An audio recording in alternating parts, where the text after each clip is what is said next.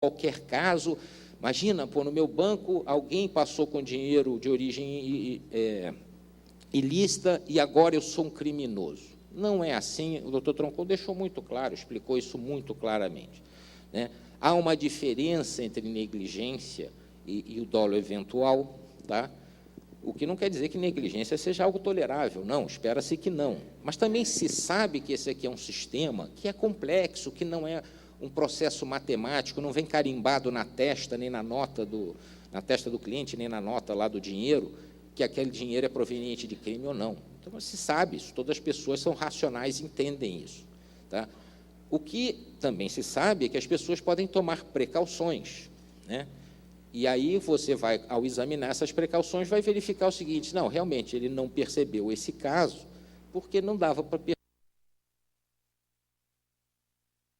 um caso lá. Agora, isso é uma coisa. Outra coisa, e aí a gente fala de novo do mensalão aí, é quando você vê uma operação em que nitidamente não houve uma negligência, não houve um fechar os olhos, não houve uma participação voluntária. Aparentemente, pelo que eu vi na televisão. Eu não li os autos, mas pelo que eu vi na televisão era isso. Então, aí é outra coisa. Nós não estamos falando aqui de negligência, nós não estamos falando de dolo eventual, nós estamos falando aqui de dolo mesmo. Aí é outra história, tá? Então, eu acho que assim são fatores importantes para mencionar, né? Dentro da programação que me falaram aqui, para aproveitar para mencionar rapidamente, que eu acho que é bom a gente ter bastante tempo depois para conversar, questões que chamaram a atenção de preocupações, né? Crime fiscal, tá? Isso é uma preocupação, o doutor Murilo, inclusive, pediu que eu chamasse a atenção disso. Olha, é muito difícil você pegar sempre, captar tudo que seja crime fiscal. Se o Gustavo, que é um funcionário público, portanto, assalariado, e tem o seu imposto de renda retido na fonte, né? Então, dificilmente eu vou poder sonegar muito. Mas você tem aquelas coisinhas, aquelas sonegaçõezinhas. Então, assim, não é papel do banco. Banco não é fiscal da Receita. Banco é banco. Banco não é polícia, banco é banco, tá? Agora, então, assim, ok. Entre não perceber que o Gustavo passou, foi no médico e pagou o médico sem recibo, ou uma bobagem dessa, tá? Que está errado, mas não é papel de vocês captarem isso.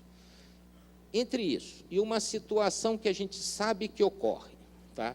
Que o cliente, que tem dois tipos de balanço, o balanço que ele te apresenta para o fisco e o balanço que ele te apresenta quando ele quer pedir empréstimo, e que você aceita porque dá um empréstimo com base naquele balanço.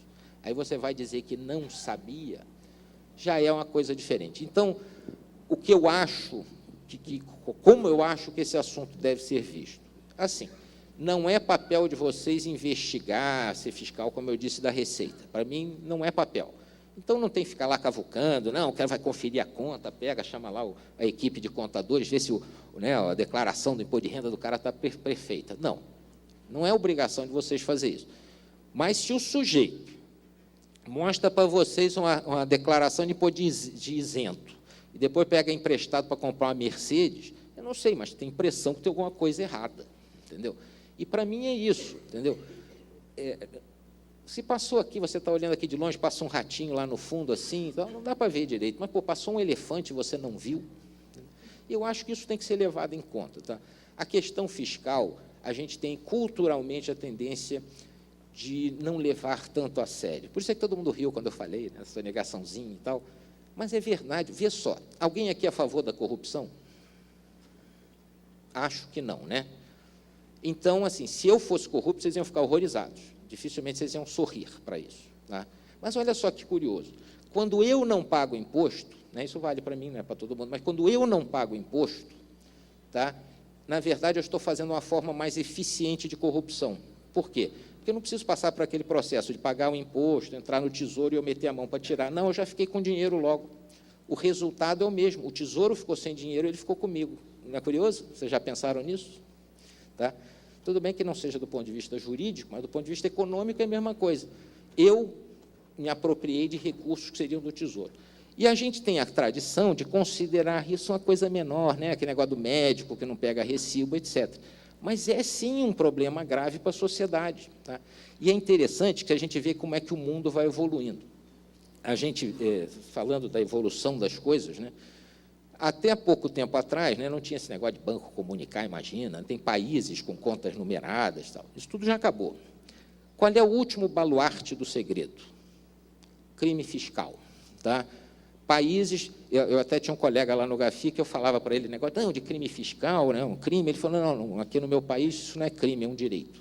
Né? Sonegação fiscal não é um crime, é um direito. Tá? Isso está acabando. Você começa a ver países que já, é lógico, tem uma torção de braço, às vezes o governo americano tem essa, como é que é, fática, né? E também são sinais de que a coisa já não é mais a mesma.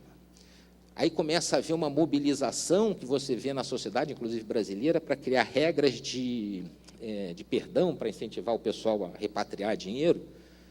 Não sei, mas anistias e coisas assim, isso aí, para mim, começa a ficar com medo, porque a gente está chegando perto. Tá? E a tendência é que vai chegar perto mesmo, porque está evoluindo nessa direção. Tá? Então, assim, o horizonte, eu acho que está muito interessante, porque essa questão fiscal que era vista assim, meio como, eu não tenho nada a ver com isso, pô, se o cara está sonegando lá no Brasil, o problema dele. Não é só problema dele, não, entendeu? É como se você olhar alguém fazendo, né, atacando o vizinho, a casa do seu vizinho, e você não se omite, não faz nada. Né? Começa atacando a dele, depois vai atacar a sua, entendeu? Então, no fundo, eu acho que isso é uma evolução interessante. Né? Então, a minha resposta a essa pergunta é isso. Eu acho que não é o caso de vocês imaginarem, vou ter que captar tudo. Não, mas eu acho que tem que ter uma atenção, uma diligência razoável, para quando chegar o sujeito vier aqui, assim, puxa vida, mas você me aparece aqui com um balanço, quer que eu te faça um empréstimo com esse balanço mostrando que você ganha muito mais do que você diz que ganha normalmente, e eu tenho que acreditar, então você está escondendo alguma coisa. Né? E a pergunta é essa, você tem certeza que ele só está sonegando? Porque se ele está sonegando, ele pode estar fazendo outras coisas. Né? Uma pergunta que me fizeram, um caso concreto, né, um sujeito tem lá uma empresinha, que a gente sabe que isso acontece, que monta, acho que, transformadores elétricos, desses pequenininhos, né, de 110 para 220, coisas assim, lá na favela tal, o sujeito não está legalizado.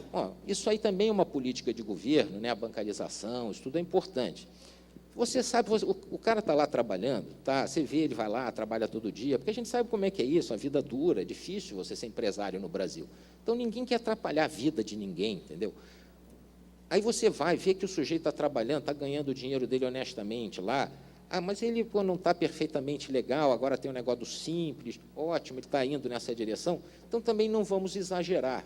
Tá?